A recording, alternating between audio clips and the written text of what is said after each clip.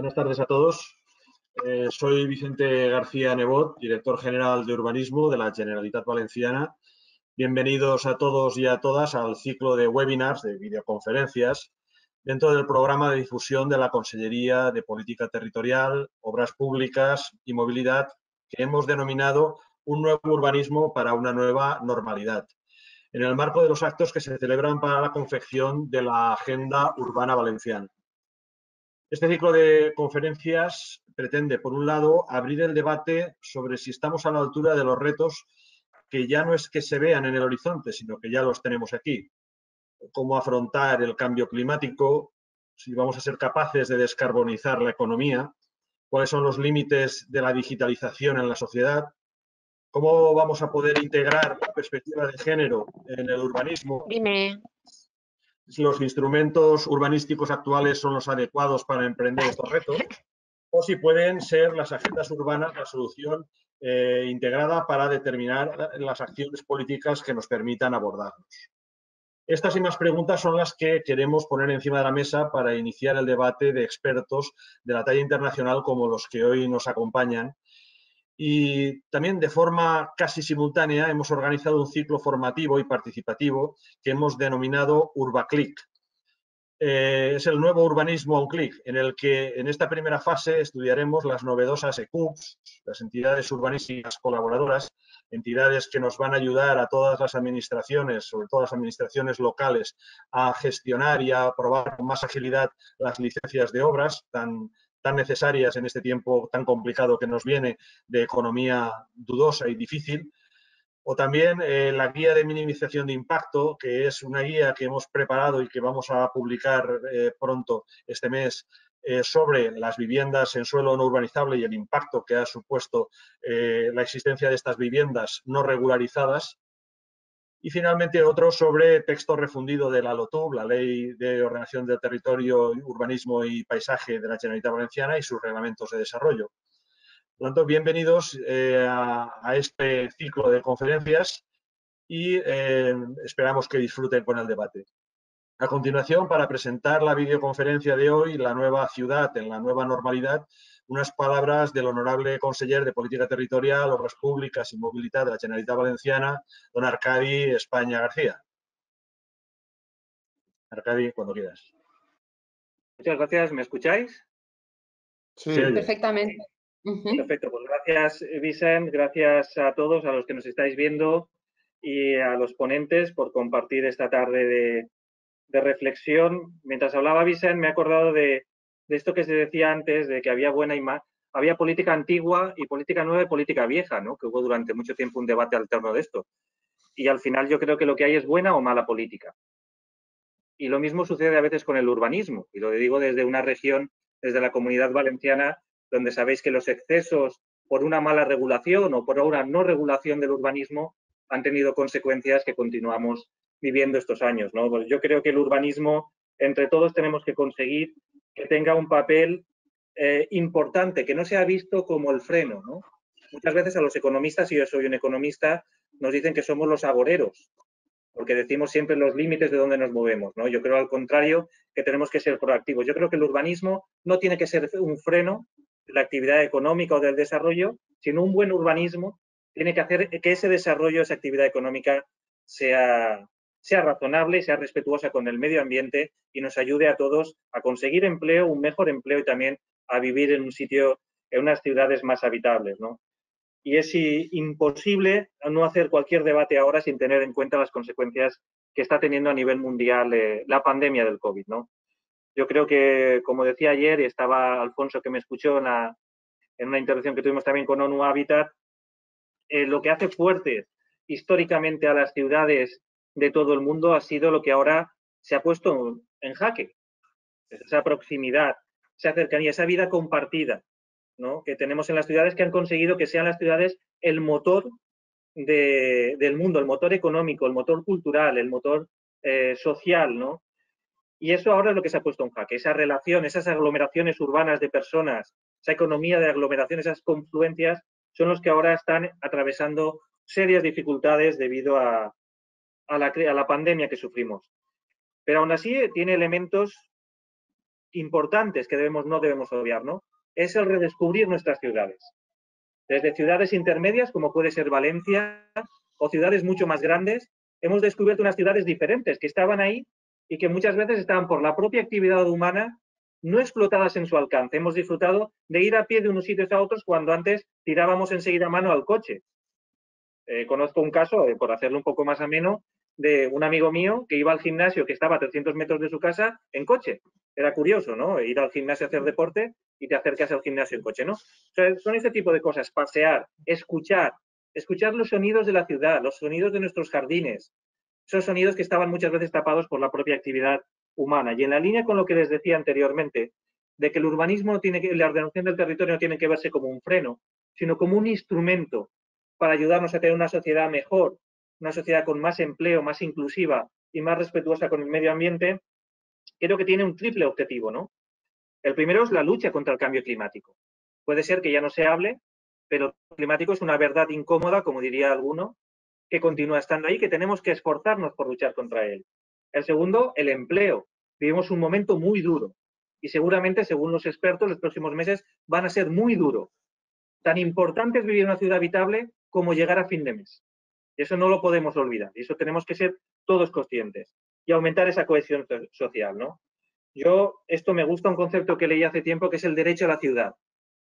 Ese derecho que tenemos que tener todos a vivir en la ciudad, a esa ciudad accesible, a esa ciudad donde podamos ir a los recursos que nos plantea y a todas esas virtudes que tienen las ciudades de una forma segura y de una forma sostenible. Por eso estamos trabajando en la Comunidad Valenciana con esa agenda urbana valenciana que estamos lanzando en un proceso participativo importante, alineada, por supuesto, con las agendas urbanas españolas, europeas y también con ONU Habitat. Los problemas pueden ser muy locales, pero hoy en día las soluciones son globales y es una cosa que tenemos que ser conscientes y, por otra parte, me alegro de que sea así. En todo caso, algunas reflexiones ya para dar paso a los expertos, que es el motivo de estar hoy aquí. Yo creo que hay que continuar modernizando el urbanismo, hacerlo más amable, hacer más pedagogía sobre lo que significa el urbanismo y lo que significa el urbanismo también plasmado en las ciudades. Y uno de los elementos que hacía mención en el vídeo anterior y que hemos trabajado mucho desde esta consellería es esa agilidad administrativa. Muchas veces el urbanismo se considera un freno, no tanto por lo que pretende ordenar, sino por el retraso de la propia administración en resolver esos expedientes. Hay un ejemplo paradigmático que no me canso de repetir, que conoce muy bien el director general de urbanismo, que es un ayuntamiento pequeñito de menos de 500 habitantes de Castellón que tardó 18 años en aprobar su plan general de ordenación urbana. Hay muchos ayuntamientos que se encuentran, por falta de personal o por muchos otros problemas, que se encuentran con una acumulación brutal de licencias urbanísticas paralizadas. Y ya los propios empresarios o los autónomos que quieren abrir un negocio dicen, no, si es que dime sí o no, no me tengas en este limbo, ¿no? Yo creo que eso es responsabilidad de la administración, junto de la mano con el sector privado, de avanzar. Y de ahí el plan Agiliza que hacía mención el vídeo. El segundo, la lucha contra el cambio climático que hablábamos, ¿no? Fundamental. Sabemos que las ciudades también, por ser donde más se concentra la actividad humana, son también las más responsables de ese cambio climático. Y ahí tenemos no solo ir hacia un modelo más racional de ocupación del suelo, sino también reforzar esa lucha por una parte fundamental como es la movilidad. Y ahí yo creo que tenemos que apostar por un transporte público eficiente, seguro y sostenible. No es ir contra el coche. Muchas veces cuando planteo la necesidad del urbanismo táctico, de recuperar espacio para las personas en las ciudades, algunos me lo plantean como si estuviera en contra del coche o de la industria automovilística. Al contrario, lo que estoy a favor es racionalizar el uso del vehículo privado. Que ese es el problema al que nos estamos encontrando en muchas ciudades y más ahora con esas restricciones que hay, ese miedo también de muchos ciudadanos a utilizar el transporte público y ir por el transporte privado. Por ejemplo, la ciudad de Valencia, una ciudad intermedia, 250.000 personas utilizaban anteriormente el transporte público. Esto, metro me refiero, metro y tranvía. Imagínense ustedes que de esas 250.000, 100.000 deciden utilizar el vehículo privado para desplazarse. Tendríamos un serio problema de congestión y un serio problema de contaminación. Por lo tanto, ahí tenemos que actuar y yo creo que ahí es importante. Y como decía también Vicent, yo creo que hay una cosa fundamental que no podemos tampoco olvidar, que es el debate seguramente que ha sido de muchos siglos, pero que ahora tiene que estar en la primera línea en el siglo XXI, que es el de la perspectiva de género. No podemos ignorar esa perspectiva, porque si la ignoramos, acabamos teniendo solo una perspectiva, la del género masculino. Y esa es la que no nos podemos permitir en este siglo XXI, que tiene que ser el siglo XXI, tiene que ser el siglo también de la igualdad real y efectiva, ¿no? Y por último, ya voy acabando, una parte fundamental, que es la del urbanismo productivo, ¿no? Muchas veces nos encontramos en que son las mismas normas las que aplicamos para un polígono industrial que para construir viviendas. Tenemos que hacer una reflexión al respecto. No es lo mismo, son tiempos diferentes, son necesidades diferentes y tenemos que adaptarlos. Y todo eso hay que hacerlo sin miedo y hablando claramente. Yo creo que la transparencia es un valor positivo para el sector público, para cualquier sociedad democrática avanzada. No se trata de no regular, no se trata de permitir que cualquiera haga lo que quiera. Se trata de ordenar de una forma razonable, racional y dialogada. Yo creo que esa es la clave, ¿no? De ahí una de las iniciativas que anunciaba también Vicent, que es las entidades colaboradoras de la administración municipal.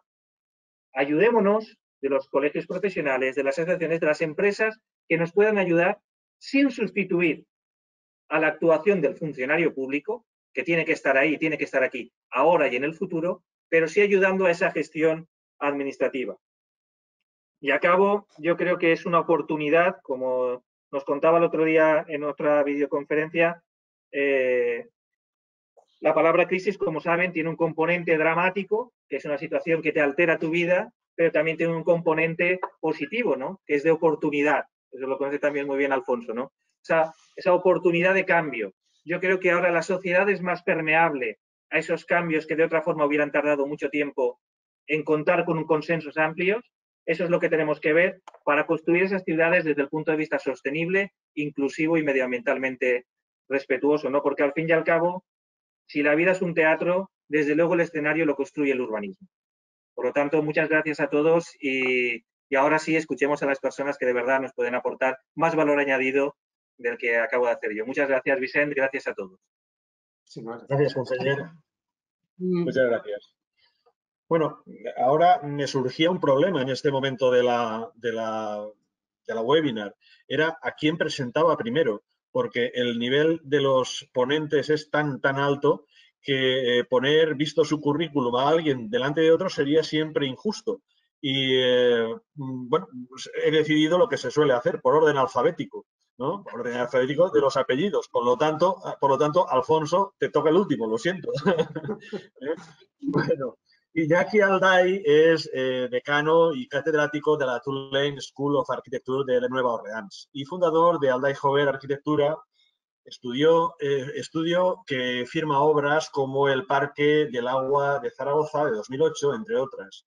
Ha sido catedrático y director del Departamento de Arquitectura de la Universidad de Virginia, donde impulsó el Yamuna River Project, y forma parte de la Asociación of Collegiate Schools of Architecture, que ha reunido a profesores de arquitectura de todo el mundo en la Escuela de Arquitectura de la Universidad de Tulane para debatir cómo afrontar el cambio climático. Cambio climático que, como saben, a nuestra comunidad está afectando de forma importante y dramática.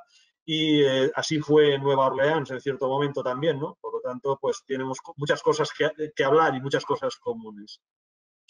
Por otro lado, Ángela de la Cruz Mera, licenciada en Derecho por la Universidad, técnico del Cuerpo Superior de Administradores Civiles del Estado.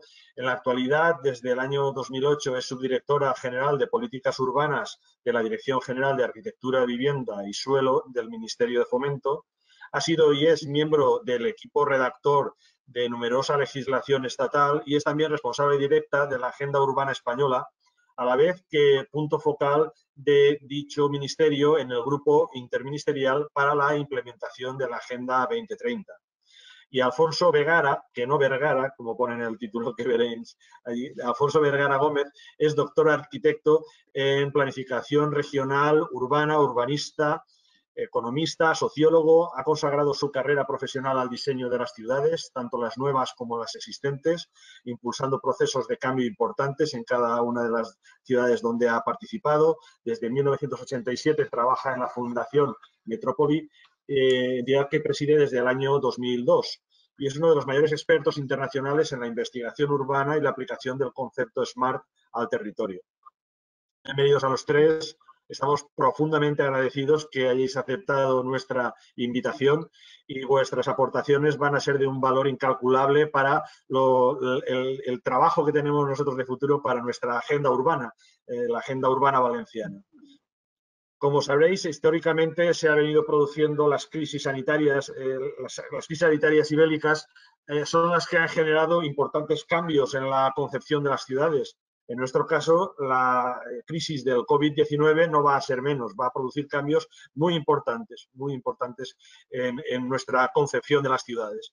Desde la propia configuración de las ciudades, de las viviendas, a la configuración de los espacios públicos, la movilidad de los habitantes de las ciudades, como ha explicado antes el conseller, y la relación de estos con el territorio en general. Van a ser transformadores de los núcleos urbanos, sin duda. Pero además hay que tener en cuenta el cambio climático, ya que la actual crisis debe considerarse como parte de un conjunto de cambios que indefectiblemente se van a producir en los próximos años. Así, las inundaciones por desbordamientos de ríos, como hemos sufrido en la zona sur de nuestra comunidad, en la Vega Baja, con las graves consecuencias que tuvo, o bien el envite del mar en nuestras ciudades de costa. Sabéis que nosotros tenemos, a mí me gusta decir que la comunidad valenciana está chilenizada, es muy alargada y por lo tanto tiene mucha costa y los envites de la costa los pagamos caros porque tenemos prácticamente toda la población volcada en esa zona de costa, ¿no? Y eso genera graves complicaciones tanto desde un punto de vista social como medioambiental, económico, que hacen difíciles a veces la recuperación de las ciudades. Es cierto que ahora disponemos de instrumentos de gestión que jamás en la historia habíamos tenido. El Big Data, la gestión inteligente del territorio, nos ayudan y nos ayudarán, nos podrán ayudar en un futuro mucho más contra las pandemias, los desastres naturales, haciendo predicciones y estableciendo protocolos efectivos de actuación. Las conclusiones del presente ciclo de conferencias servirán para la participación en la Agenda Urbana Valenciana que estamos redactando. La Agenda Urbana, como instrumento de futuro para el urbanismo del siglo XXI, presenta un cambio de paradigma basado en la ciencia de las ciudades. Establece normas y principios para la planificación, construcción, desarrollo, gestión, mejora de las zonas urbanas en sus 5 pilares de aplicación principales: las políticas urbanas nacionales, la legislación y normativas urbanas, muy importantes, como ha comentado antes el conseller, la planificación y el diseño urbano, la economía local y las finanzas municipales y la implementación local. Por tanto, la agenda urbana incorpora un nuevo reconocimiento de la correlación entre la buena urbanización, identificando sus retos y las soluciones urbanísticas a los mismos mediante objetivos de desarrollo sostenible. En particular, el objetivo 11, que trata de las ciudades y comunidades sostenibles. Y aquí, a partir de aquí, me surge ya una primera pregunta para vosotros que de forma esquemática nos servirían para centrar el debate, que vendría a ser ¿cuáles son los retos fundamentales de las ciudades para el siglo XXI? Iñaki, ¿cuál piensas que pueden ser estos retos fundamentales para nuestras ciudades? Bueno, el primero, evidentemente, directamente relacionado con el cambio climático, el reto ecológico, el déficit de salud ecológica de nuestras ciudades y más allá de nuestras ciudades, de nuestros territorios. Seguro que todos insistimos en que siempre estamos hablando de una ciudad metabólica que va mucho más allá del distrito, de la delimitación física de lo que hemos entendido tradicionalmente como ciudad. Muy ligado con la calidad ecológica de la ciudad y de los elementos naturales de la ciudad, los ríos, las costas, la vegetación, los ciclos del agua, etc. El tema de la equidad. El tema de la equidad en la ciudad es el gran reto y todos conocemos casos que son más extremos que otros, pero nos ocurre en absolutamente todas las ciudades en distintos grados. Ligados a estos dos, a la ecología y el medio ambiente y la equidad, que las dos están absolutamente interrelacionadas, la densidad saludable de la ciudad y del territorio.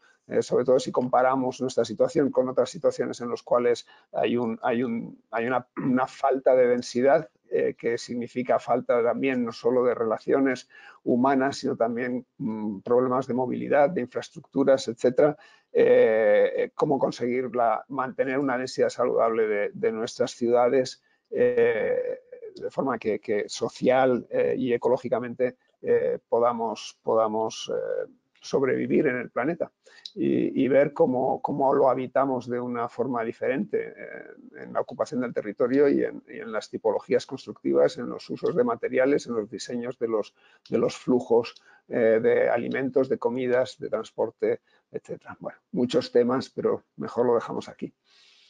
Muy bien, muchas gracias, Iñaki. Ángela, ¿cuáles serían esos retos fundamentales para las ciudades en el siglo XXI según tu criterio? Bueno, son retos que tenemos ya aquí, ¿no? Y aunque me imagino que nos vamos a repetir porque están claros los que son, yo había hecho una pequeña distinción en 5 de los que me parecen más relevantes, ¿no? El primero de ellos es la velocidad de los cambios, es un tema clave y la necesidad que tenemos de contar con instrumentos que nos permitan adaptarnos a esos cambios tan rápidos, tan acelerados y tan disruptivos a los que no estamos habituados y que no tienen precedentes. Al lado de la velocidad de los cambios es la posible utilización de la tecnología para conseguir abordar esos retos que indudablemente los cambios acelerados nos plantean, ¿no? El segundo punto, y ahí coincido en gran medida con Iñaki, es la urbanización creciente e imparable y la forma en la que se produce. Porque si esa urbanización creciente e imparable se produce con modelos de dispersión, con densidades inadecuadas, pues estamos destrozando un importante capital de construcción de nuestras ciudades, el modelo de ciudad compacta, densa, la ciudad llamada mediterránea a la que responde realmente el modelo urbanístico español, ¿no? Y esa urbanización creciente, pues con todo lo que conlleva de negativo, de consumo de recursos naturales, de deshumanización, de pérdida de biodiversidad cultural, de pérdida incluso de valores de cohesión social, y ahí es donde tenemos también que trabajar.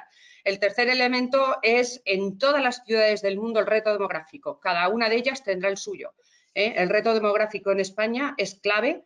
Nos enfrentamos a un envejecimiento paulatino, consistente y persistente de nuestra población, al que tendrán que hacer frente la planificación urbana y la propia construcción de las viviendas, que tiene que responder a aquellos modelos que demanda la población que es mayor. Tenemos que afrontar también la pérdida de capital joven, que se marcha por falta de oportunidades, no solo en nuestras ciudades, sino con carácter general en nuestro país. Ahí estarían también otros retos de carácter social, como la equidad o las desigualdades, ¿no? El cuarto elemento es la necesidad que tienen nuestras ciudades de adaptarse y de contribuir a la mitigación del cambio climático, sin duda. Y yo vincularía con este tema medioambiental la necesidad de naturalizar las ciudades, en el sentido de que la naturaleza entre en las ciudades más allá de las tradicionales zonas verdes y espacios libres que aparecen como reservas en nuestra legislación urbanística. Y por último, la resiliencia, ¿no? Esa palabra del ODS número 11, que es la más desconocida para la población en general, ¿no? La resiliencia, la capacidad de nuestras ciudades de afrontar grandes retos, que pueden ser retos de desastres naturales, que es como en un primer término aparece en la terminología de Naciones Unidas, pero retos también que pueden ser crisis económico-financieras muy potentes que ponen a la población en riesgo, y retos también como las pandemias, la última, retos sanitarios, retos de sanidad, como hemos visto con el COVID. Muy bien, Ángela, muchas gracias. Alfonso, ¿cuáles crees que pueden ser los retos fundamentales para el siglo XXI? Pues yo comparto plenamente lo que ha dicho Iñaki, lo que ha dicho Ángela. Yo, sin embargo, voy a hacer referencia a un aspecto muy concreto, cómo puede ser la estructura interna de las ciudades en el futuro. O sea, qué va a pasar con la vivienda, qué va a pasar con el lugar de trabajo, qué va a pasar con los centros comerciales, con las universidades, con la movilidad. Es decir, creo que vamos a tener que rediseñar las ciudades. Las ciudades del futuro van a ser el resultado de la capacidad y de la creatividad que tengamos para diseñarlas. Las ciudades no surgen espontáneamente, surgen a través de visión, de liderazgo, y yo creo que si somos capaces de aportar creatividad, de aportar un compromiso ético con ciertos valores que cada vez compartimos en mayor medida. Con respecto a cómo deben ser las ciudades, esto va a ser muy importante. Yo creo, por ejemplo, yo creo que las viviendas van a cambiar muchísimo, van a ser viviendas híbridas donde puedas vivir y trabajar. Yo creo que esas rigideces, por ejemplo, en la política de vivienda social, pues a lo mejor va a tener que evolucionar mucho. Van a cambiar las oficinas. Después de estos meses de trabajar en casa, seguimos en casa muchos de nosotros en esta conferencia de hoy, pues no va a tener sentido desplazarte de tu casa en una gran ciudad, ir a una oficina a hacer lo mismo que podrías estar haciendo en casa, pero con mayor fricción espacial, mayor tensión de toda la naturaleza. Entonces, la oficina va a cambiar.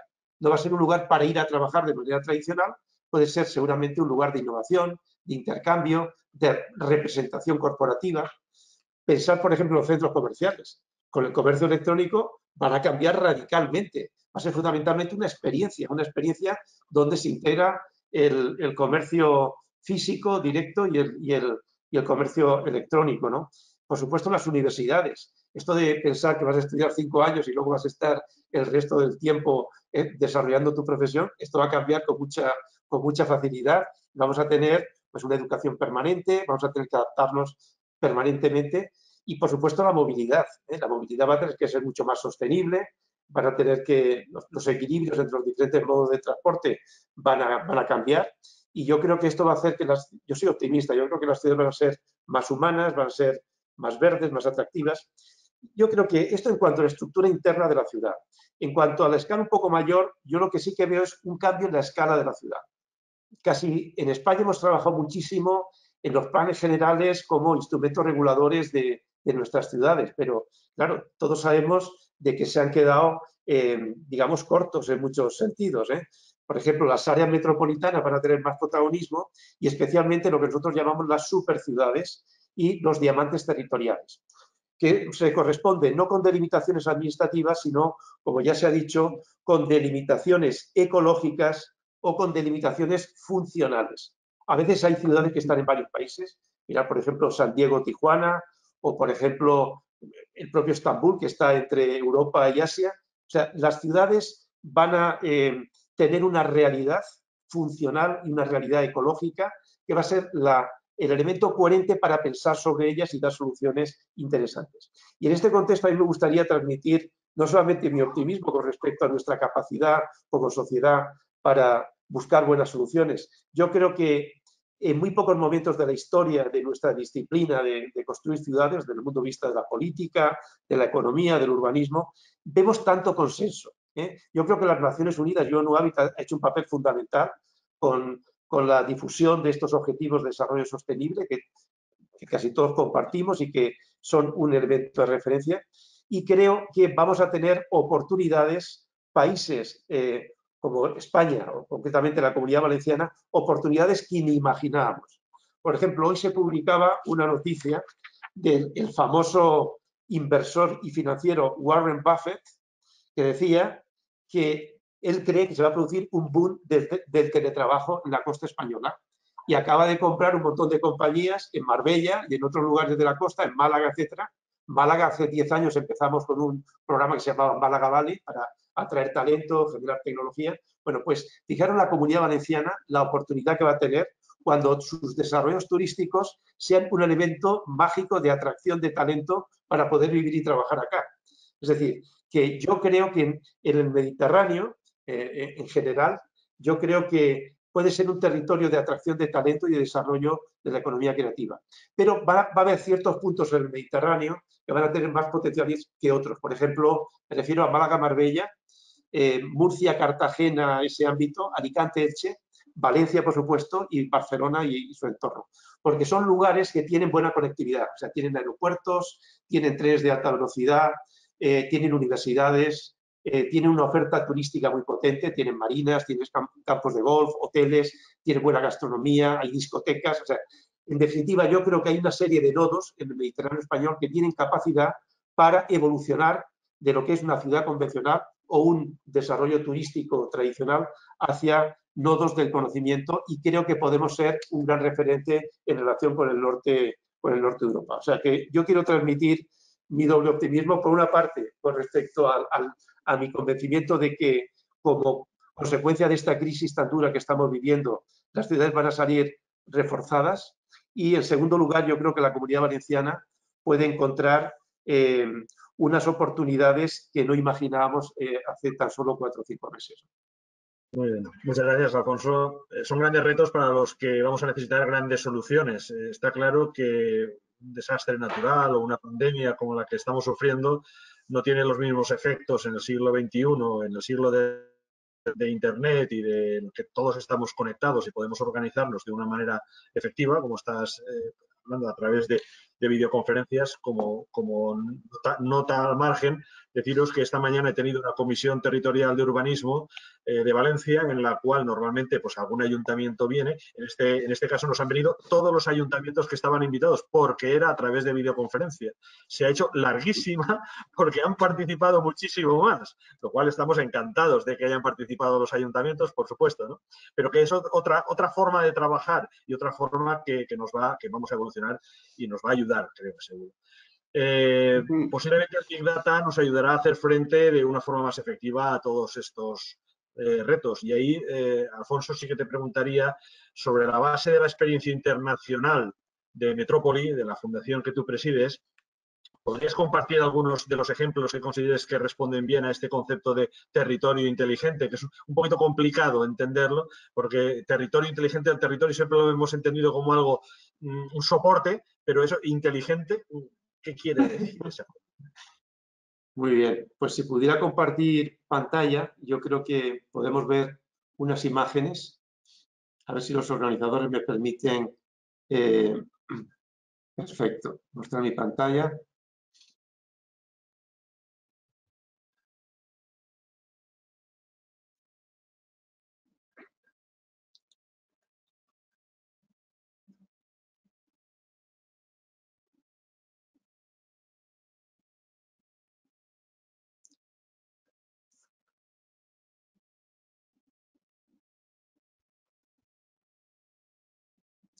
Si es posible.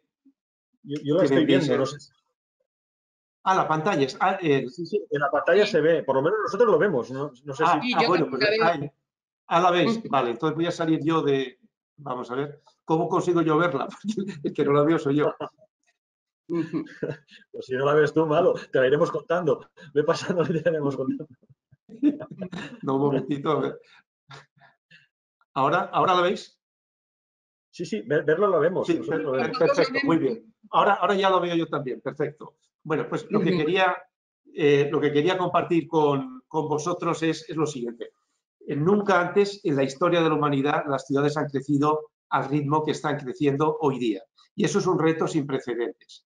Esto nos llevó hace 20 años aproximadamente, en la Universidad de Pensilvania, en Filadelfia, donde yo trabajaba, a crear esta fundación, la Fundación Metrópoli, que es un centro internacional de investigación sobre ciudades y regiones.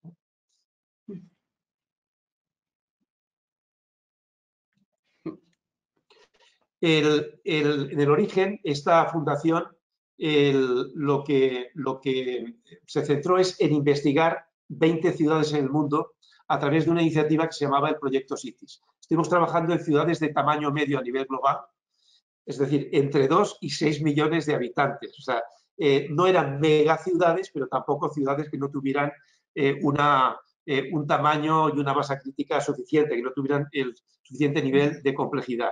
Y junto con esas ciudades trabajamos con 20 universidades que nos permitían acercarnos a cada uno de estos territorios. Esta es hoy día la sede de la Fundación Metrópoli en Madrid, que es un centro de excelencia en el diseño de ciudades y de territorios. Hoy día la Fundación Metrópoli pues, tiene una alianza estratégica de colaboración con ONU Habitat y con la Organización Mundial del Turismo para la aplicación práctica de estos principios generales de desarrollo sostenible. Y toda esta reflexión, digamos que está sintetizada en este libro que se llama La inteligencia del territorio. Y voy a compartir algunas de las ideas fundamentales aplicadas a algunas ciudades en particular. Lo primero que quería comentar es el papel creciente, como ya se ha hablado, de las ciudades de tamaño medio. Fijaros, en menos de 20 años, las ciudades de tamaño medio van a pasar de representar el 11% de la economía mundial a representar el 37% de la economía mundial.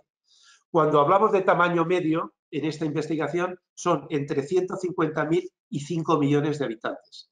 Es decir, es un espectro muy amplio, pero no considera ni los territorios puramente rurales ni tampoco las megaciudades. Pero fijaros cómo las ciudades de tamaño medio van a adquirir un protagonismo creciente. Y como los economistas identificáis, en las grandes megaciudades se están creando deseconomías de aglomeración que dificultan su desarrollo. En cambio, las ciudades medias conectadas tienen un gran papel. ¿Cuál es el mayor reto que tienen las ciudades medias para ser un referente en la economía global hoy día? Bueno, pues el mayor reto es que les falta masa crítica. A veces les falta conectividad internacional, porque no tienen suficientes frecuencias de vuelos. A veces les falta diversificación de la oferta financiera o de las oportunidades universitarias. Y en general, lo que les falta a las ciudades más pequeñas y las ciudades medias en general, les falta diversidad y les falta magnetismo para retener y atraer a las clases creativas, que es una de las grandes batallas de la humanidad hoy día a nivel de ciudades. Por eso, la única opción que tienen las ciudades medias para ser un referente es colaborar unas con otras, creando sistemas urbanos o creando lo que nosotros llamamos diamantes territoriales. Esta es la primera investigación que hicimos sobre diamantes territoriales en Estados Unidos. Aquí a la derecha veis arriba, a la derecha en rojo, la zona del noreste, este corredor entre Washington y Boston, que si lo vemos con más detalle, fijaros en la parte central, estos son densidades, esto es Nueva York, a la derecha se ve Boston, aquí a la izquierda se ve Washington. Boston, que es una ciudad cuya área metropolitana pues no es muy grande, sin embargo tiene 75 universidades y muchas de ellas de altísimo nivel, pero gran parte del talento que trabaja en las universidades de Boston vive en Nueva York. Es decir, estos ecosistemas van a ser los nuevos motores de la economía global, no van a ser las ciudades de manera separada. O, por ejemplo, Filadelfia, que está aquí al lado de Nueva York, también tiene 80 universidades y gran parte de su potencial de futuro está en el diálogo con Nueva York, o la relación entre la capital económica de Nueva York y la capital política de Washington. En definitiva, vemos que estos diamantes territoriales, estas nuevas estructuras territoriales van a ser el futuro. Hoy día, con las nuevas tecnologías en materia de comunicación física y telemática, está cambiando la concepción de la distancia. Esto es una investigación que hicimos sobre el sur de Europa, se llama la Diagonal Europea, y ahí aparece el diamante mediterráneo, es decir, aparece Madrid, Valencia y Barcelona, las tres ciudades, las tres áreas metropolitanas más importantes del país. También vemos aquí a Zaragoza, que tiene un componente logístico muy poderoso entre Madrid y Barcelona, pero esta escala es la escala del futuro. Fijaros hoy día lo fácil que resulta ir de Valencia a Madrid en tren de alta velocidad, o cómo muchas de las plataformas logísticas de Madrid se alimentan gracias al puerto de Valencia. Estas interrelaciones funcionales cada vez son más potentes y las empresas deciden instalarse en un lugar u otro, no pensando solamente en la escala tradicional, sino en estas nuevas escalas del territorio, que son las que están inspirando las infraestructuras, están inspirando pues, los elementos de protección de la naturaleza, etcétera, etcétera. Bajando un poco de escala, me gustaría compartir la experiencia de Bilbao.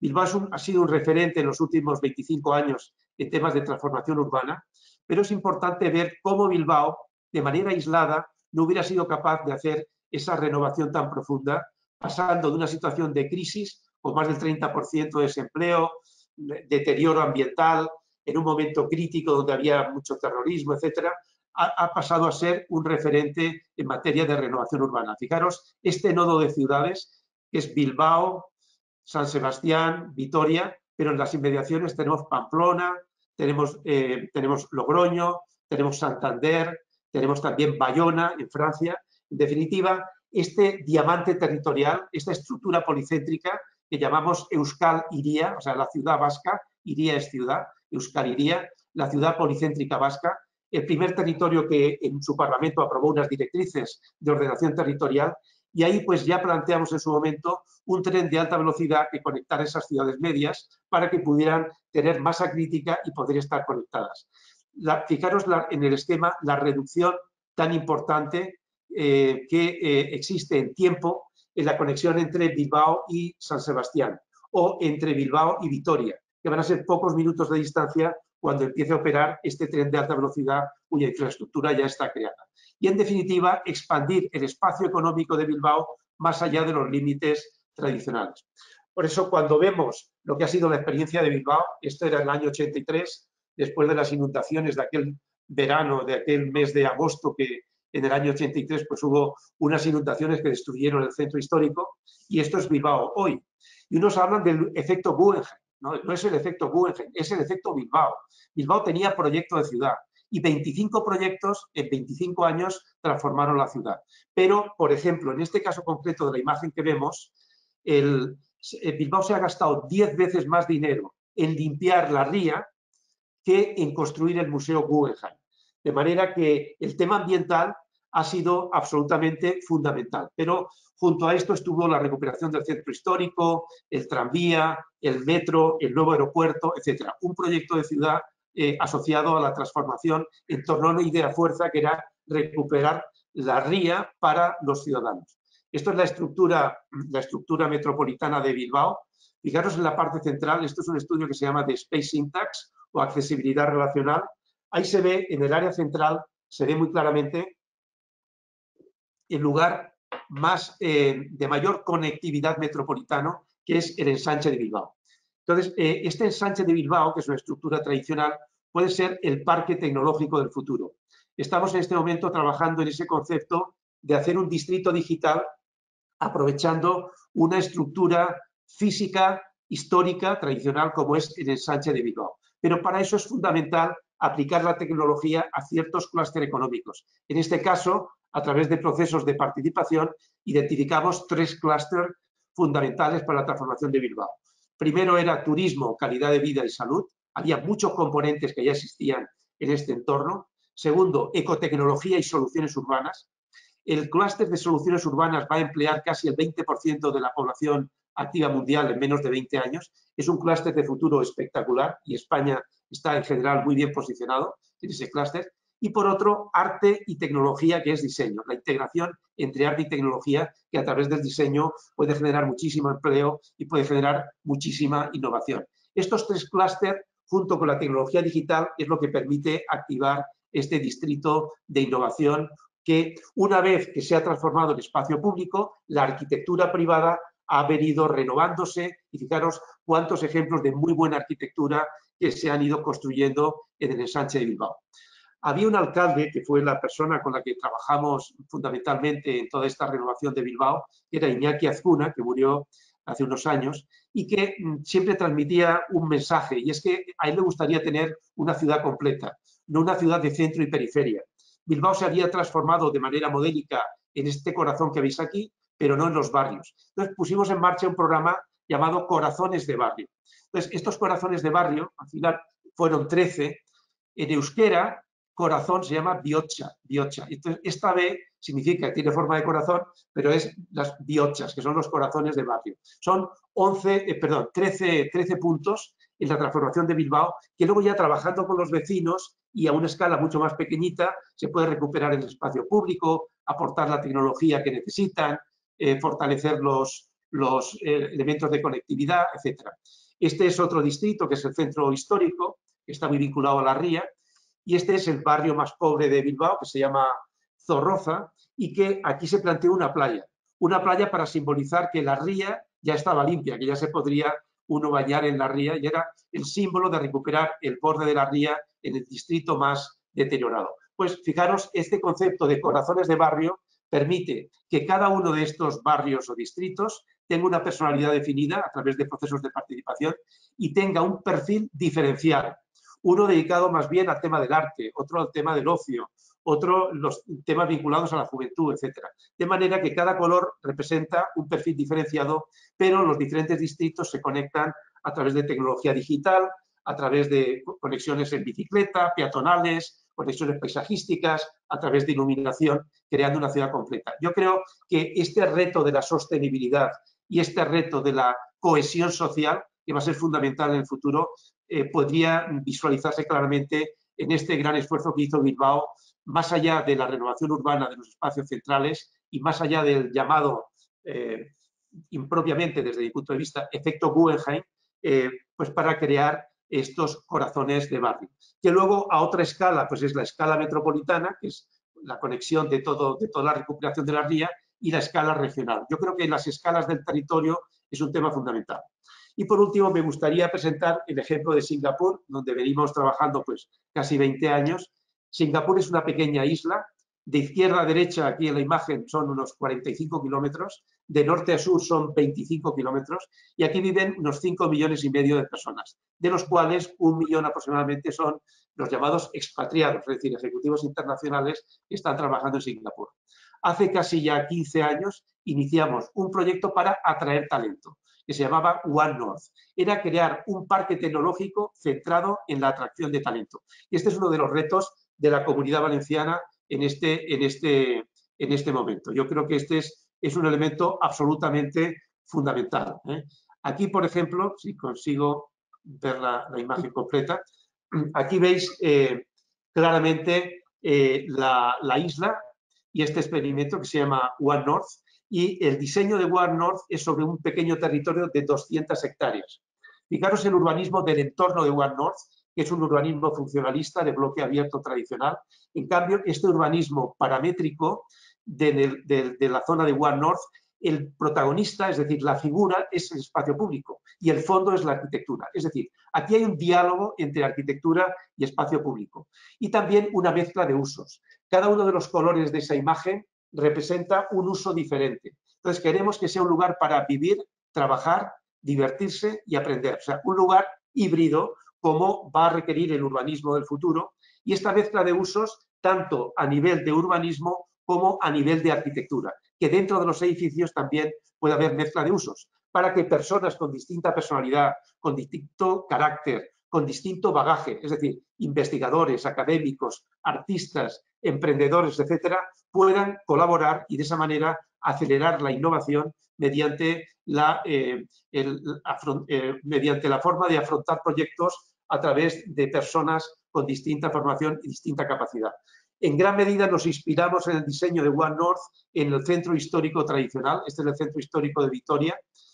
Quizá eso fue la referencia, porque en los centros históricos tradicionales el espacio público es muy importante. Y en el futuro, en la economía del conocimiento, el espacio público va a ser el lugar de intercambio de ideas y el lugar de la solidaridad.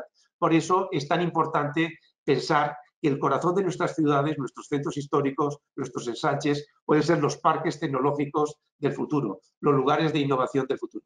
Así es como quedó One North. Singapur ha creado una compañía que se llama Ascendas para replicar este modelo a nivel internacional. El principal mensaje de la experiencia de Singapur es que es un Living Lab, es un laboratorio de experimentación de soluciones urbanas, y eso lo podría hacer la Comunidad Valenciana para poder compartir esa experiencia con ese continente emergente que es África y también con América Latina, con que nos unen lazos muy importantes. En el caso de Singapur, los 5 proyectos más importantes que van a hacer en la próxima década tienen que ver mucho con la conectividad. La ampliación del aeropuerto con la Terminal 5, la ampliación del superpuerto, una estación de tren de alta velocidad para conectar con Kuala Lumpur, una terminal marítima y luego la calle comercial para convertirla en un lugar donde haya un componente híbrido entre el comercio tradicional y comercio electrónico. Estos son los 5 proyectos que Singapur va a hacer en el futuro. Pero pensaros cómo era Singapur en 1900, en 1950, en 1990 y en el año 2010. Es decir, Singapur crece fuera de Singapur. El norte es Malasia, el sur, estas islas, es Indonesia. Hemos diseñado esta isla, que es la isla de Bintan, que eso es el futuro de Singapur. El futuro de Singapur va a ser esta isla que se llama la isla inteligente de Indonesia, donde tiene una fuerte componente ambiental y donde tiene un fuerte componente digital. Pero en definitiva, lo que os quería decir es que este componente de integración entre el espacio físico y el espacio digital y la integración de soluciones urbanas es una cuestión realmente importante. De hecho, Malasia, en Iskandar, que es esta ciudad de aquí, que tiene 1 millón de habitantes aproximadamente, en el borde de Singapur, tiene una interrelación económica muy estrecha, y estas islas del sur, concretamente Karimun, Batam y Bintan, desde Indonesia se está creando el Silicon Valley de Indonesia, precisamente en el diálogo entre Singapur y estas islas. Históricamente había una relación de centro y periferia. De cara al futuro, una complementariedad estratégica entre Batam, Bintang, Karimun y Singapur. De manera que gran parte del talento necesario para las 8.500 multinacionales que están en Singapur pueda estar precisamente en estas islas que tienen precios y costos mucho más reducidos y una calidad de vida posiblemente más interesante y diversa en el de esta isla de altísima densidad. Bueno, pues estos son los mensajes que os quería compartir en relación con esta pregunta de algunos posibles ejemplos de territorios inteligentes en el mundo. Muchísimas gracias. Una gran respuesta, Alfonso. Muchas gracias. Bueno, pero para que exista un territorio inteligente es necesario que se adopten políticas urbanas, políticas de territorio inteligentes también. Ángela, teniendo en cuenta los retos identificados en las ciudades del siglo XXI, ¿qué propuestas contiene la agenda urbana española para afrontarlos y qué tipo de documento o instrumento es la agenda urbana? Porque no deja de ser un instrumento extraño todavía para el ciudadano. Efectivamente. Bueno, es tan extraño como todas estas agendas que se han aprobado en los últimos años y que es una tormenta de agendas que la gente sigue todavía sin entender muy bien, ¿no? Como todos sabemos, se aprobó la Agenda 2030 sobre los Objetivos de Desarrollo Sostenible en el año 2015 y como desarrollo específico del ODS número 11, que es el de ciudades inclusivas, sostenibles, seguras y resilientes, se aprobó la Agenda Urbana de las Naciones Unidas pues, en la conferencia Hábitat 3 en Quito en el año 2016. Unos meses antes, además, se había aprobado en la Unión Europea la Agenda Urbana para la Unión Europea, con lo cual es una inflación de agendas tremenda que lo que hace la Agenda Urbana Española es tratar de aterrizar, de poner el foco de todos esos objetivos que plantean documentos internacionales, compromisos internacionales que España ha asumido expresamente y a los que se ha sumado con un gran entusiasmo, poner el foco, el zoom dentro de nuestro país. Entonces, como tal agenda es un documento de carácter estratégico, no tiene naturaleza normativa y como tal pues es de asunción voluntaria, de adhesión voluntaria y de compromiso voluntario, ¿no? A mí me gusta decir siempre que la agenda urbana española, y yo creo que en gran medida las demás también, no es un documento. No es un documento que se termina y que se cierra, con independencia de que haya contado con una amplísima participación que nos llevó casi 1 año y medio. Fue un documento que se gestó, como se suele decir ahora, desde abajo hacia arriba, con participación de todos los actores y sectores que podrían estar interesados en políticas urbanas y aún así, siendo como es un documento muy participativo del que el Ministerio está muy satisfecho, lo elevó al Consejo de Ministros el 19 de febrero de 2019 y consiguió el apoyo inmediato, convirtiéndose en lo que en la Unión Europea se conoce y también en Naciones Unidas como una verdadera política nacional urbana, pero para nosotros es realmente un método de trabajo. Nosotros lo que queremos con la agenda urbana es concienciar acerca de una serie de objetivos que son absolutamente prioritarios para abordar los retos urbanos que tenemos, que son mucho más que urbanos, son territoriales, son medioambientales, son ecológicos, son sociales y son de todo tipo.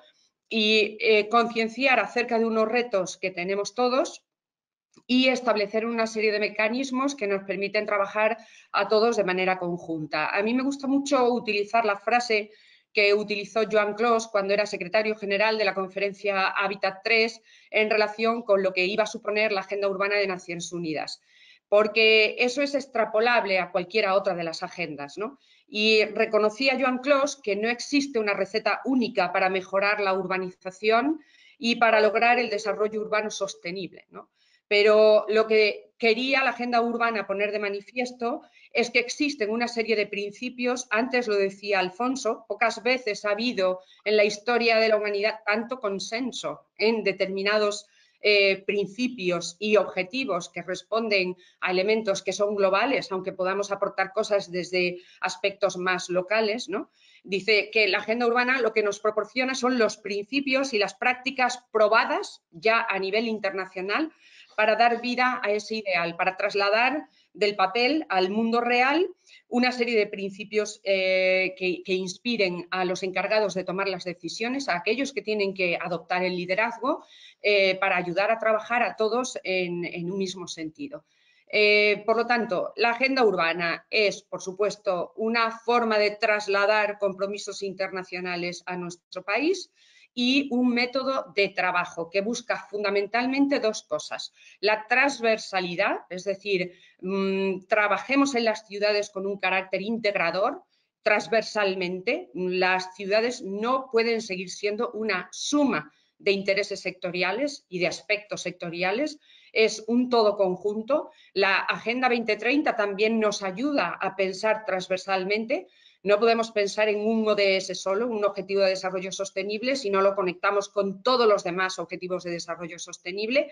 Y, por lo tanto, como método de trabajo nos ayuda a actuar transversalmente y a trabajar todos juntos, desde las administraciones públicas en los 3 escalones de administración, la sociedad civil, los colegios profesionales, el sector privado, empezando por las empresas, en fin, las universidades, lo que en Naciones Unidas denominan la academia, ¿no? Todos trabajando juntos en pro de una serie de objetivos. ¿Cuáles son para la Agenda Urbana Española esos objetivos? Nosotros hicimos un esfuerzo por casar esos objetivos o por encuadrar esos objetivos en un decálogo, una especie de decálogo que nos ayudara a entender que hay 10 reglas básicas para que nuestro urbanismo, nuestras políticas urbanas sean más sostenibles. Y aunque yo creo que son bastante conocidos porque, bueno, este es mi libro, ¿no? Aquí uno consultando la agenda urbana, que tiene su propia página web, pues se ve perfectamente el decálogo de objetivos estratégicos.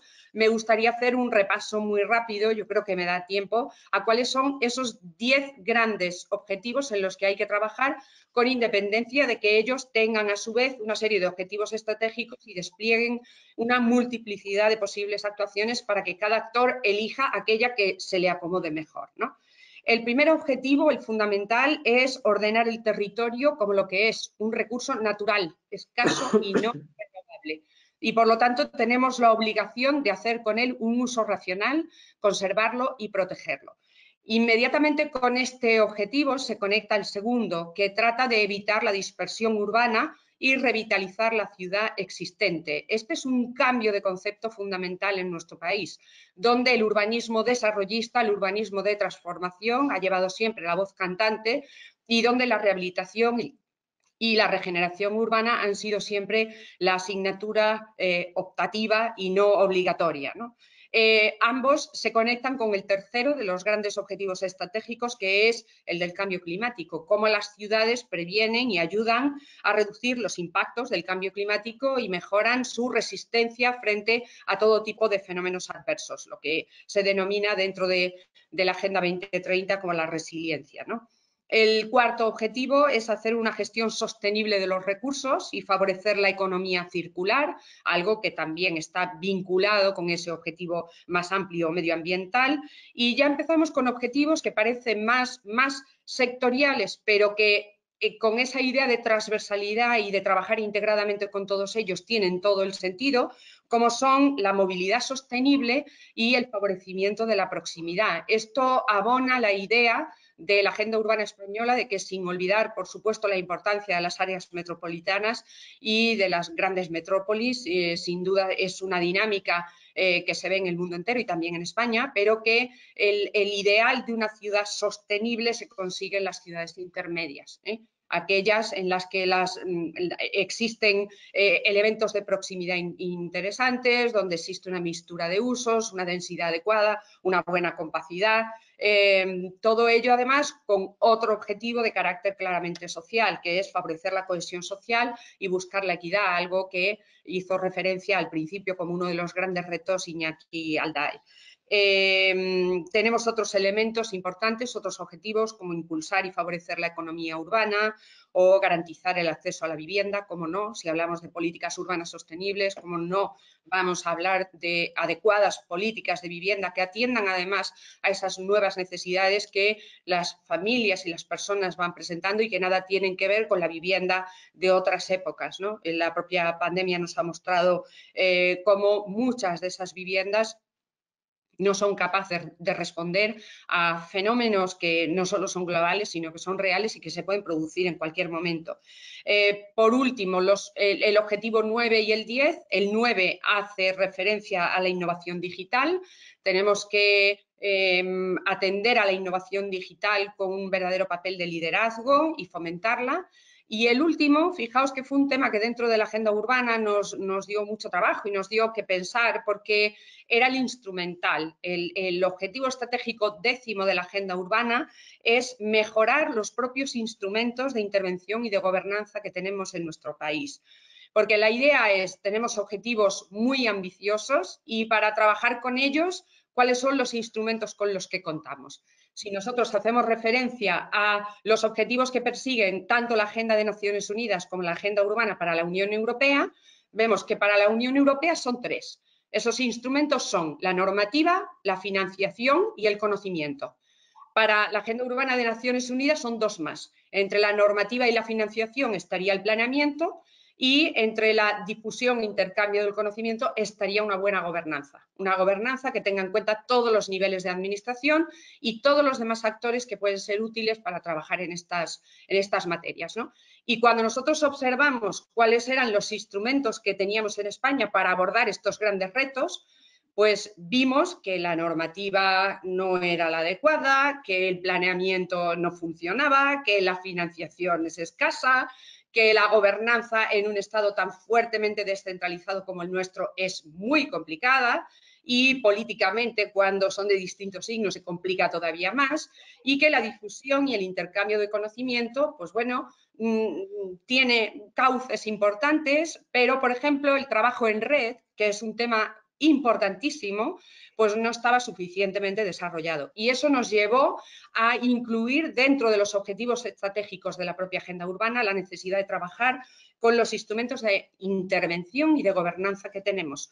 Porque podemos identificar los objetivos, pero si luego no señalamos los déficits que tenemos en los instrumentos, pues lógicamente no conseguiremos nada. Todos estos elementos, además, se contienen en un diagnóstico previo.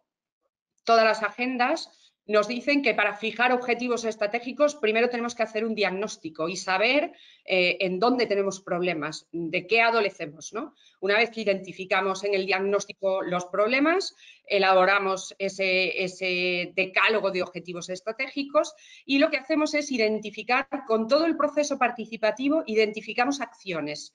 ¿Cuántas acciones somos capaces de poner en marcha dependiendo de qué tipo de actor seamos para conseguir trabajar a favor de ese objetivo, para fomentarlo, impulsarlo y que sea real? Y así desplegó la agenda urbana en esa idea de que es un método de trabajo, una especie de menú a la carta, donde identificamos más de 200 posibles acciones. Y luego, a través de unas fichas muy sencillas, decimos, quien esté interesado en hacer un plan de implementación de la agenda, que vuelvo a repetir, lo que hace nuestra agenda urbana es trasladar los contenidos esenciales de las 2 agendas internacionales a la realidad del país, a la realidad española, es decir, que facilitamos mucho esa labor. Debemos saber que quien quiera implementar la Agenda de Naciones Unidas en España puede hacerlo con la conciencia tranquila y la sabiduría de que está implementando los objetivos de la Agenda de Naciones Unidas y también de la agenda de la Unión Europea, aunque es algo diferente, utilizando los instrumentos que le da a la agenda urbana española, y elaboramos una serie de fichas que podían favorecer la elaboración, la confección de estos planes de acción, simplemente eligiendo con ese menú a la carta cuántas de esas acciones me permiten abordar alguno o todos los objetivos estratégicos. Incorporamos, como no, también un sistema de indicadores. Hemos intentado que sea lo más homogéneo posible con otros sistemas de indicadores ya existentes en nuestro país para favorecer la medición, para poder hacer una buena evaluación y seguimiento. Y por último, como no podía ser de otro modo, el Estado se comprometió con la agenda urbana con su propio plan de acción.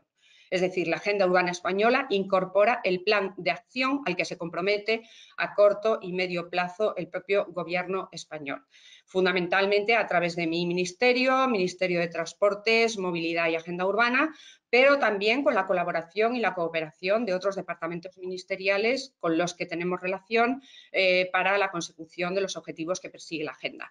Este plan de acción incorpora acciones normativas, acciones de carácter estratégico y de planificación, incorpora también acciones en el ámbito financiero, sobre todo vinculadas con la negociación con la Unión Europea para conseguir que los fondos europeos que vienen a España para el desarrollo de políticas urbanas sostenibles estén alineados con la agenda, y también incorpora novedades interesantes relacionadas con la gobernanza, como la creación de un gran foro local que institucionalice nuestra relación con los ayuntamientos. Ya la tenemos institucionalizada y formalizada con las comunidades autónomas, porque existen las conferencias sectoriales y existen las reuniones multilaterales de directores generales, pero no ocurre así con los ayuntamientos, donde nosotros solemos utilizar la colaboración muy activa de la Federación Española de Municipios y Provincias, pero se ha creado este foro local como un interlocutor institucionalmente válido entre el Estado y los ayuntamientos en relación con las políticas urbanas que persigue la Agenda Urbana Española, ¿no? Y por último, pues bueno, esa página web donde hemos colgado la Agenda Urbana tiene una pestaña de destacados que quiere ser un verdadero instrumento de difusión e intercambio del conocimiento, donde nosotros vamos colgando todo lo que tiene relación con la agenda urbana, tanto a nivel nacional como internacional, para que cualquier interesado a través de ese destacado esté siempre informado de todo lo que tenga relación con este tema y que pueda ser interesante.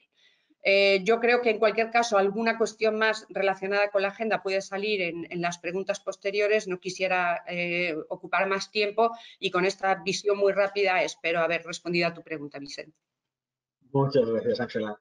Bueno, tenemos un territorio inteligente, tenemos agenda urbana para cada uno de los estadios de la administración, la europea, la española, la que estamos confeccionando en la Comunidad Valenciana, las agendas urbanas locales, las estrategias DUSI, que bueno, tienen mucha relación con la agenda urbana.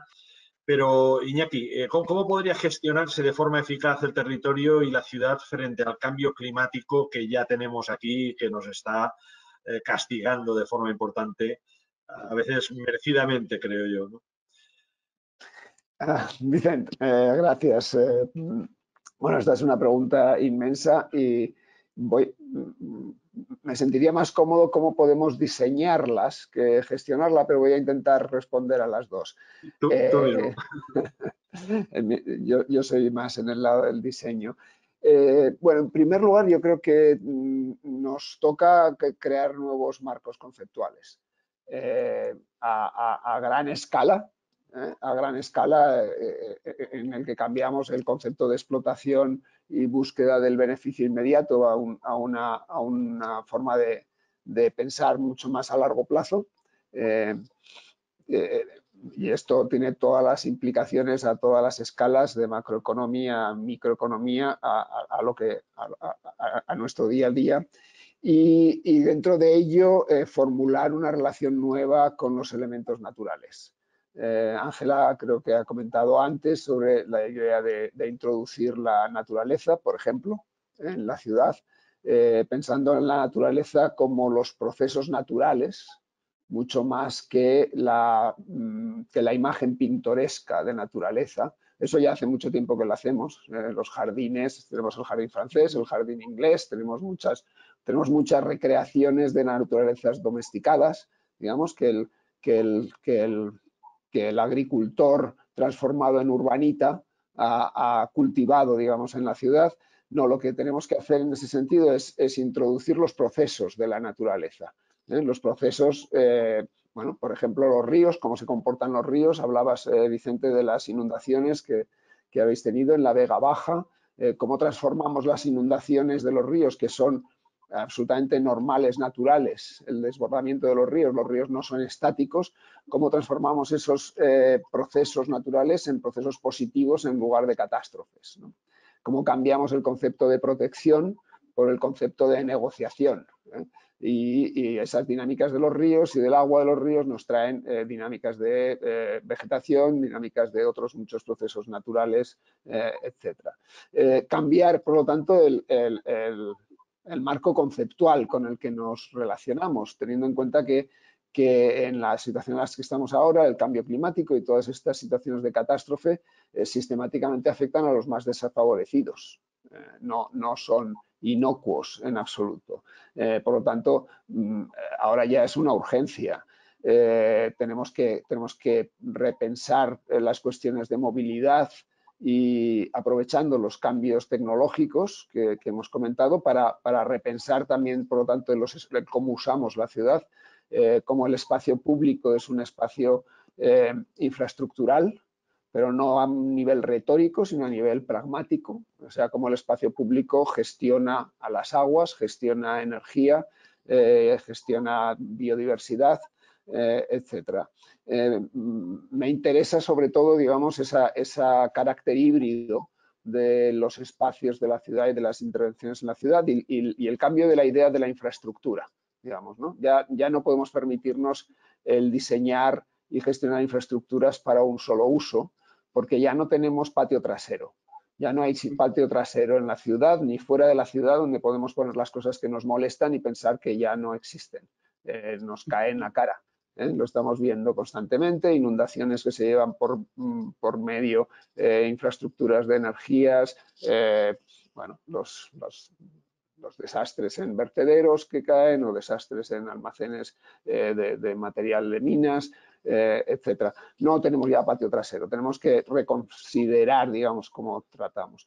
Como un poco ejemplo de gestión, querría poner el ejemplo de la ciudad donde vivo, Nueva Orleans, que es una ciudad que al borde del Mississippi, uno de los 3 grandes ríos del mundo, en el delta, un delta que está en recesión dramática y que muy contraintuitivamente el Mississippi es el punto más alto de la ciudad.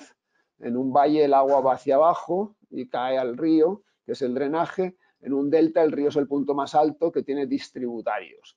Entonces te encuentras una ciudad que está por debajo del río, cosa que da mucho miedo cuando uno se asoma y ve las aguas ahí por encima de los tejados de las casas. Pero lo más importante es que la gestión, digamos, de la naturaleza nos ha puesto a la ciudad en una situación en la cual bombear toda el agua que cae y que ya no se acumula en el pantano, sino que está urbanizada, implica bombear enormes volúmenes de agua, que el sistema que hace 100 años era el más innovador y más potente del mundo ahora no da abasto, y nos encontramos con que no podemos bombear el agua que tenemos encima del asfalto, y este agua no percola por debajo del asfalto porque está impermeabilizado, mal impermeabilizado porque el asfalto está hecho todo un desastre, y por lo tanto el suelo se seca, pierde agua, se oxida la materia orgánica y el suelo se hunde. Tenemos zonas que están ya 4, 5 o más metros por debajo del nivel del mar. Es una olla y ahí tenemos un sistema de bombeo de hace 100 años. ¿Cómo se gestiona el cambio climático en estas circunstancias? Ahí vengo ya a la cuestión de la gestión. Y el gran problema es el crédito de lo público. Y ahí os doy, Arcadi y Vicent, enorme responsabilidad a cómo las administraciones públicas mantienen el crédito ciudadano, mantienen la confianza del ciudadano. No ocurre, yo viendo desde fuera, claro, siempre vemos el vaso medio lleno, medio vacío. Claro, yo veo un vaso medio lleno, estupendamente lleno en España en cuanto a potencial, todavía por el crédito y la estructura de lo público, comparado con otras situaciones, que nos puede permitir mucho mejor gestionar los retos del cambio climático que no se pueden gestionar independientemente y aisladamente. Pongo el ejemplo del agua en Nueva Orleans, que es dramático, pero tenemos el día a día de todas las gestiones de nuestros ríos, de nuestros espacios públicos, de este cambio de paradigma y cambio de marco conceptual que es muy urgente hacerlo ya. Y quizás añadiría una última cosa en esta gestión, la visión. Hay una parte de la gestión de la que sabéis mucho más que nosotros, que son esa parte de la gestión que habéis mencionado al principio, que se puede entender como restrictiva, paralizadora, problemática, porque me cuesta tener los permisos, porque hay unos procesos que son muy importantes porque son los que mantienen la integridad, digamos, del bien público. Yo creo en los procesos, aunque a veces cueste, pero sobre todo la visión. O sea, cómo el pequeño día a día está gestionando una visión de largo plazo, una visión de liderazgo, y ahí hemos hablado y Alfonso ha puesto varios ejemplos de visiones de ciudad, ¿no? De cómo hay un liderazgo en la visión de la ciudad, en la cual la ciudad tiene un objetivo, tiene una vista a largo plazo y todas las pequeñas operaciones se alinean en esa visión a largo plazo. De forma que el urbanismo no es en absoluto un freno, no es una gestión del día a día, es una visión a largo plazo de la transformación del territorio, la transformación física, pero también social del territorio, en el que la administración pública es la que vela por la equidad, por la igualdad de las oportunidades y por el concepto de bien común, que realmente cuando uno se encuentra en distintas situaciones en el mundo ve que en España estamos en una situación relativamente buena y sobre todo con un enorme potencial de mejora, partiendo de una base, yo diría que bastante saludable. Muchas gracias, Iñaki. Muchas gracias. Ahora serían unas preguntas para los tres realmente, ¿no? Dentro del debate, no con tanto orden como hemos tenido hasta ahora, pero se me ocurre como pregunta que en una administración descentralizada como la que tenemos, en la que, bueno, pues descentralizada desde arriba, desde Europa, la nación, las actividades nacionales, las actividades estatales, autonómicas, locales, ¿qué soluciones se pueden adoptar en cada una de estas administraciones para organizar todo este reto que tenemos, maxi reto que tenemos, ¿no?, encima de la mesa? No sé, Iñaki, a lo mejor, pues ya que estabas. Bien, gracias. Seguro que hay más expertos en este panel que yo, por lo tanto voy a ser muy breve. Lo que entiendo fundamentalmente es que nos faltan los puntos intermedios, o que tenemos que expandir estas escalas de administración. Por un lado, a lo grande. Y aunque suene utópico, y ya hay muchas ideas utópicas que hay por ahí que hace unos meses no se planteaban y ahora ya se plantean, la idea del planeta. Mi socia Margarita ha lanzado en un libro el Planet Censorship, la ciudadanía planetaria. No es que seamos ciudadanos globales, no, es que somos todos ciudadanos de un planeta, y ese planeta que tiene limitados recursos. Bueno, nos estamos quejando en la Amazonia, tenemos un grave problema. ¿Cómo se gestiona la Amazonia? ¿La gestiona Bolsonaro? Claro, sí, no lo sé. ¿Cómo pensamos, digamos, en gobernanzas planetarias? Suena utópico, pero casi es imprescindible ya, de una forma efectiva. Y claro, a partir de ahí ir introduciendo todas estas escalas intermedias, por supuesto la escala europea, la escala estatal, la escala autonómica, las regiones urbanas que Alfonso estaba marcando, las locales. ¿Cómo podemos hacer unos sistemas más ágiles de intercambio de gestión de la gobernanza? El metabolismo urbano que estábamos comentando y que Alfonso ha enseñado, no se puede gobernar ni localmente ni autonómicamente. Traspasa fronteras, traspasa naciones. Estamos hablando de cuencas hidrológicas. Quizás uno de nuestras grandes ventajas competitivas en este sentido es que tenemos un sistema de cuencas hidrológicas en España muy potente.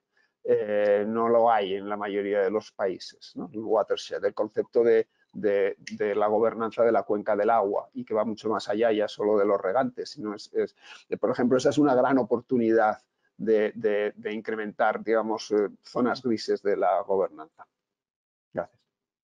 Muy bien, Ángela. A lo Sí. mejor específicamente te viene mucho mejor, ¿no?, esta pregunta, ¿no?, por la cuestión de la administración descentralizada. La pregunta me encanta no solo porque tengamos en España un Estado descentralizado donde la buena gobernanza a nivel vertical y horizontal es clave, sino porque este ha sido un tema clave para las agendas urbanas. Mira, durante toda la gestación de la Agenda Urbana de Naciones Unidas, por primera vez en la historia de un gran compromiso internacional, Naciones Unidas reclamó específicamente la voz y el papel de los gobiernos locales y dijo que en principio, un buen sistema es aquel que acerca la gestión al ciudadano y que, por lo tanto, aquella administración que descentraliza esa gestión para que haya una administración muy cercana al ciudadano prestándole servicios, si ese sistema funciona eficazmente, es el mejor sistema. Luego, cuando llegamos a la agenda urbana de la Unión Europea, pues fue un trabajo precioso porque las instituciones europeas no tienen competencias en materia de urbanismo y entonces los Estados miembros se pusieron de acuerdo para colaborar de manera informal y permitir que las instituciones europeas tuvieran voz.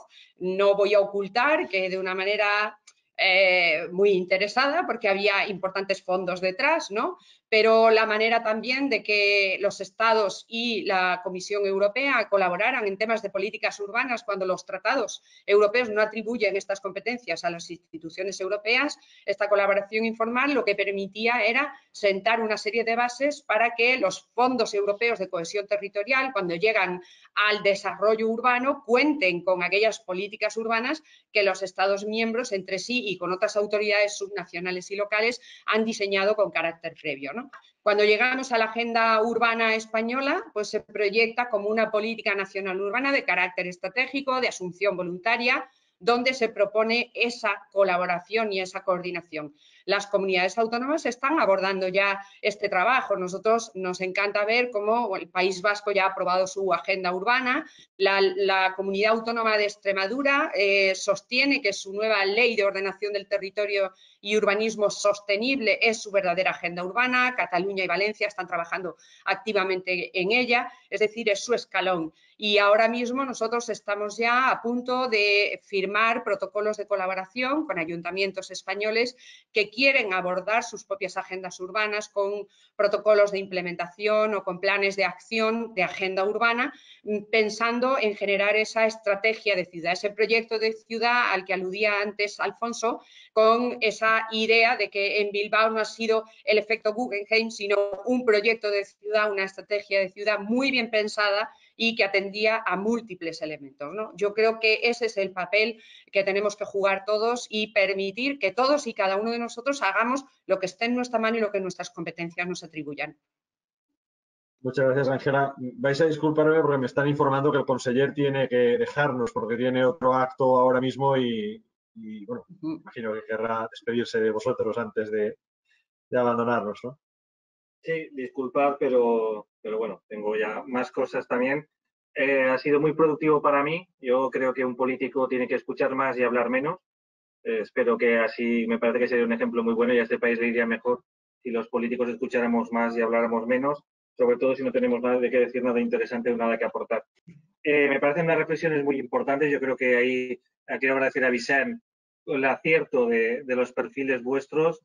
Tocamos todos los palos, el palo de la agenda urbana a través del ministerio, también el del cambio climático, como habéis dicho, lo sufrimos y por desgracia, según dicen todos, lo vamos a continuar sufriendo los próximos años. Y también el de las áreas metropolitanas. Yo te tomo la palabra, Alfonso, es una cosa que tenemos un reto en España. Imagínate si es difícil que no tenemos conexión todavía entre Alicante y Valencia. La tenemos antes con Madrid y tampoco la tenemos buena con Barcelona. O sea, que es de estas cosas que, en fin, tenemos una reflexión de país por hacer para esos modelos de ciudad que puedan competir a nivel mundial, ¿no? En calidad de vida y también en oportunidades de trabajo. Por lo tanto, agradeceros a todos vuestras palabras. Tomo nota, he tomado nota y estas cosas nos enriquecen a todos, tanto a los que estamos escuchando como a los que tenemos alguna responsabilidad pública. Así que os dejo continuar con el debate y muchas gracias. Gracias a ti. Gracias. Muy bien. Bueno, siguiendo con el debate, yo querría, y ahora te pregunto a ti directamente, Alfonso, ¿tú crees que el sistema urbanístico español y el valenciano en particular puede luchar de forma eficaz y ágil contra todo lo que estamos planteando, con todas las situaciones, el reto de la digitalización, el reto de la problemática ambiental que tenemos y que nos cae encima, nunca mejor dicho, en la Comunidad Valenciana. ¿Cómo podemos engarzarlo esto con el tema de la agenda urbana, ¿no? Que sería interesante poder hacerlo?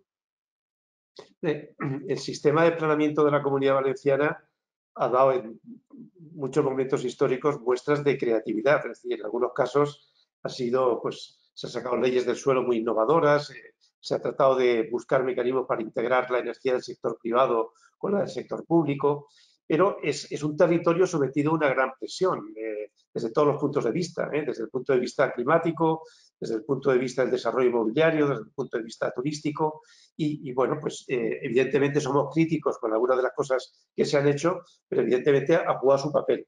Lo que está sucediendo es que, como vosotros mismos habéis señalado en vuestras intervenciones, el sistema jurídico y legal de planeamiento pues tiene unos procedimientos burocráticos que son largos, ¿no? Entonces, a veces, como las cosas están cambiando con tanta rapidez, a veces se producen desajustes. Si, no sé si habéis dicho 18 años para aprobar el plan general de un pequeño municipio, ¿no?, de 500 habitantes. Bueno, puedes ver también planes parciales en determinadas zonas que han tardado también 12 años, 15 años. Claro, esto no es posible, esto no es normal, o sea, porque hay otras partes del mundo que van a otro ritmo y nosotros estamos realmente viviendo en un planeta donde lo que hacemos pues nos genera magnetismo o nos genera rechazo. Entonces yo creo que el sistema de planeamiento, tenemos que tener un buen sistema de planeamiento, quizá debamos flexibilizar un poquito más en la medida en que consensuemos los grandes objetivos. Yo ahí veo la gran labor histórica que las agendas urbanas están generando a distintos niveles. Como decía antes, nunca antes había habido tanto consenso con respecto a lo que tenemos que hacer y eso yo creo que de una manera o de otra está inspirando los distintos instrumentos de planeamiento. A veces directrices territoriales, planes subregionales, en algunos casos reflexiones sobre áreas metropolitanas, planes generales, etc. Yo creo que poco a poco esa nueva cultura del territorio está calando y está calando hondo. Yo me atrevería simplemente para combinar, por una parte, la protección del territorio, la necesidad de regulación del suelo, con el instrumento dinamizador e ilusionante que el urbanismo debe tener como responsable de definir las ciudades del futuro.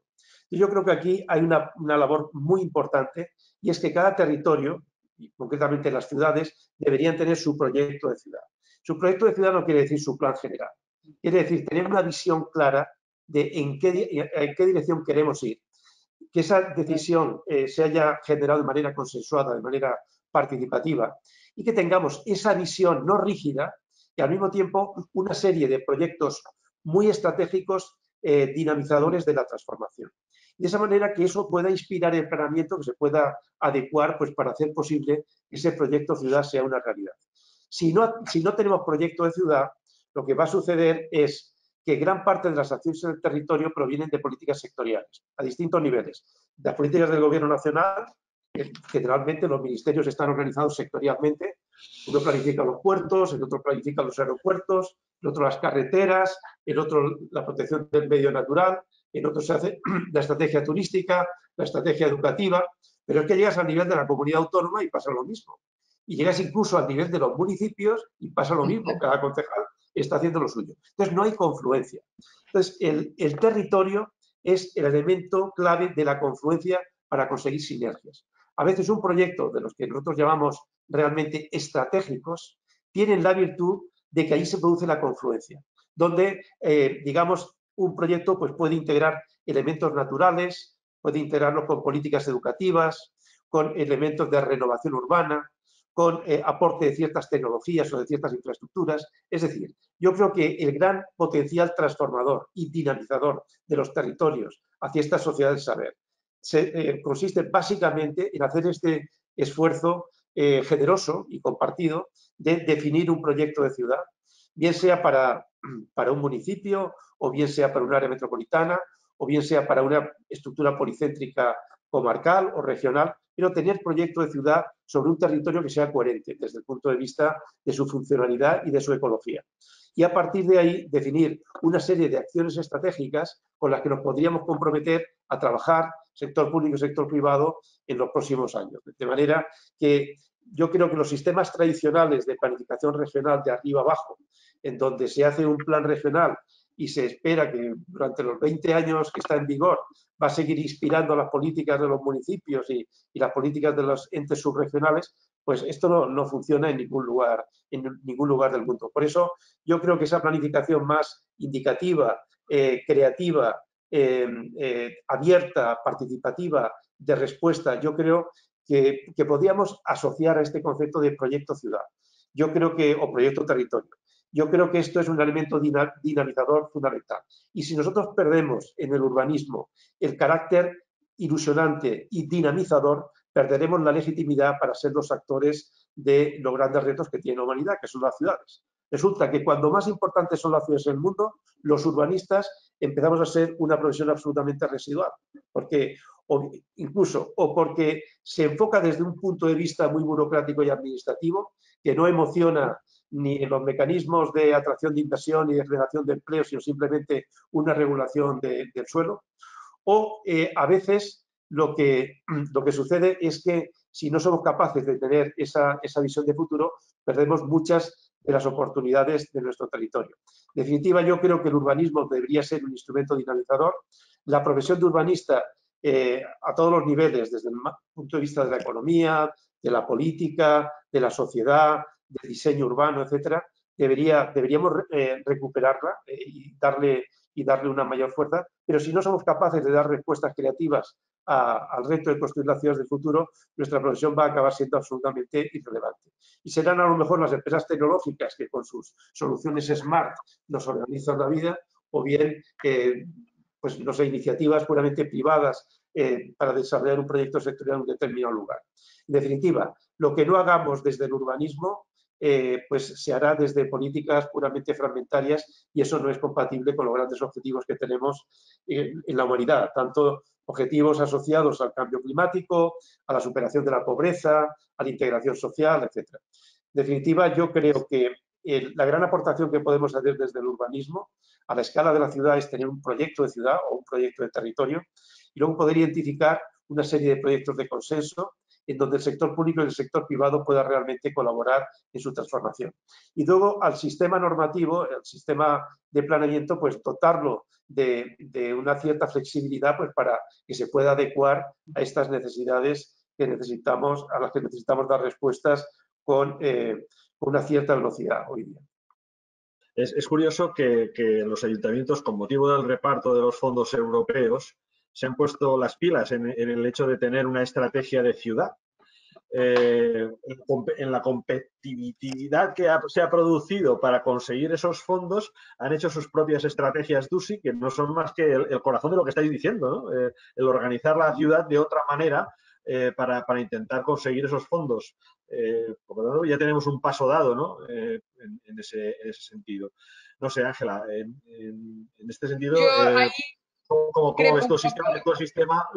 De esto estás tú, tienes muchos más conocimientos, ¿no? que sobre el tema. El tema de las estrategias DUSI efectivamente debería ser eso, pero el problema es que cuando no se tiene la tradición y la convicción de hacer estrategias de ciudad y de repente vienen 1.500 millones de euros a España para estrategias de desarrollo urbano sostenible e integrado, se preparan ad hoc estas estrategias por una serie de consultoras, muchas veces sin el convencimiento o incluso sin que el ayuntamiento tenga muy claro qué clase de estrategia está, entre comillas, comprando, ¿no? Y gran parte de los problemas de gestión luego de esas estrategias proceden de que no es una estrategia real de ciudad.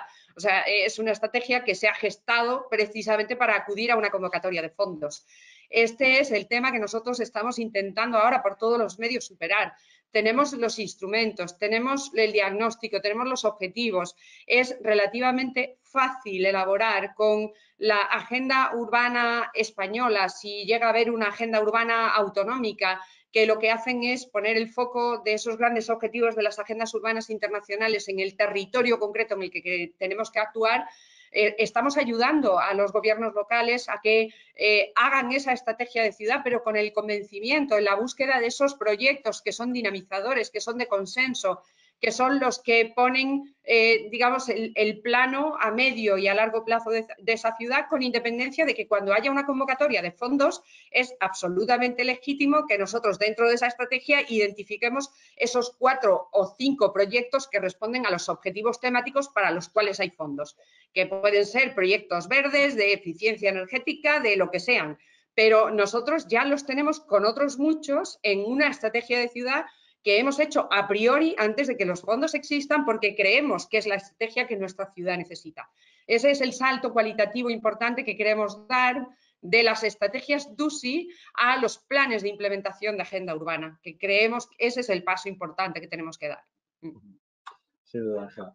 Bueno, Iñaki, el tema de si el sistema que tenemos es suficiente para poder trabajar con este cambio climático que tenemos aquí encima. ¿Crees que tenemos que cambiar normativa? ¿Tenemos que cambiar estructuras, además de estructuras mentales? Bueno, seguro que hay que flexibilizar estructuras y seguro que hay que ser innovador. Eso no me cabe la menor duda. Quizás me gustaría a mí hacer el punto respecto a la formación, digamos, de las personas, de los técnicos, de los urbanistas, digamos, que tienen que estar colaborando y, por supuesto, la formación de los políticos y de la formación de los gestores. Aunque en España, en la fase que hemos tenido un desarrollo un poco loco, como muchas otras partes del mundo, hemos cometido grandes errores. Yo lo veo con cierta benevolencia, digamos, comparado con errores de mucho más tamaño y largo plazo, digamos, que han ido ocurriendo en sociedades que han sido ricas durante más tiempo. Nosotros hemos sido nuevos ricos, pero muy deprisa y poquito. Entonces,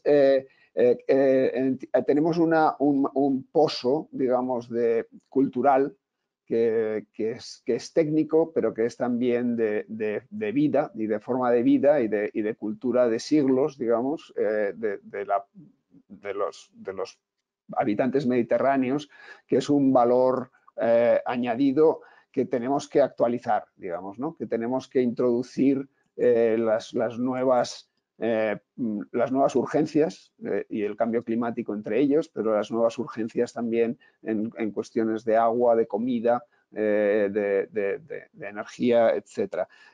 Creo que es... uno de mis trabajos es la educación y para mí me parece que es una inversión muy fuerte, muy importante el actualizar el urbanismo español, que a veces discutiendo lo veo como excelente pero un poco antiguo, por un urbanismo que tenga esas bases, digamos, del entender el fenómeno social de la ciudad, valorar el fenómeno social de la ciudad, que es lo fundamental para no perder lo mucho bueno que tenemos, para realmente reinventar las partes que nosotros, que generaciones anteriores nunca han abordado, ¿no? Y en ese sentido, por ejemplo, el urbanismo de los planes, el urbanismo del día a día, digamos, debería estar introduciendo temas como la producción de la comida, pero seriamente. No solo tener un poquito de tomate en la terraza, digamos, ¿no? Sino realmente cómo podemos abordar el tema de la comida, abordar el tema del agua, abordar el tema de los recursos de una forma multiescalar. No vamos a solucionar el problema de la comida con huertos urbanos, eso, pero tampoco con la agricultura industrial. ¿Cómo combinamos las escalas de temas tan importantes como vamos a tener comida suficiente para toda la población del planeta dentro de 30 años? Los holandeses lo tienen en duda y ellos son uno de los principales productores de comida. Digamos, ¿qué pasa cuando nos ponemos a producir comida como lo están haciendo los holandeses en enormes superficies de invernaderos? ¿Es eso ciudad? No es ciudad. ¿Cómo interactúa el público? Podemos combinar eso con una cierta urbanidad. De la misma manera que estamos intentando urbanizar, en el sentido de urbanizar es de educar, de convertir en gente de comportamiento urbanizado a las grandes infraestructuras que han estado siempre en la espalda y ahora necesitamos integrarlas en la ciudad.